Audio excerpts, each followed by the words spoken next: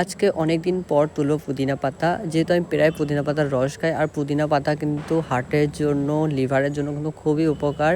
তোমরা কিন্তু অবশ্যই বাড়িতে কিন্তু লাগিয়ে এরকম খেতে পারো, টাটকা টাটকা গাছ থেকে তুলে। খুব ইজি, কোনো যত্ন কিচ্ছু লাগে না। খালি বাজার থেকে পুদিনা পাতা কিনে নিয়ে আসবে, সেই পাতাগুলো ছেটে ডালগুলো মাটিতে বসিয়ে দেবে, তাহলেই হবে। না কোনো সার কিচ্ছু লাগবে না, খালি শুধু মাটি হলেই হবে। যেহেতু এখানে আমি বসেছিলাম 1 বছর আগে, এই প্লাস্টিকের বাটিতে বসিয়েছিলাম, তখন অত বুঝতে পারিনি। আর মাঝে গাছগুলো পুরো মরে গেছিলো, কিন্তু যেই বৃষ্টির জল পেয়েছে আবার কিন্তু হয়েছে।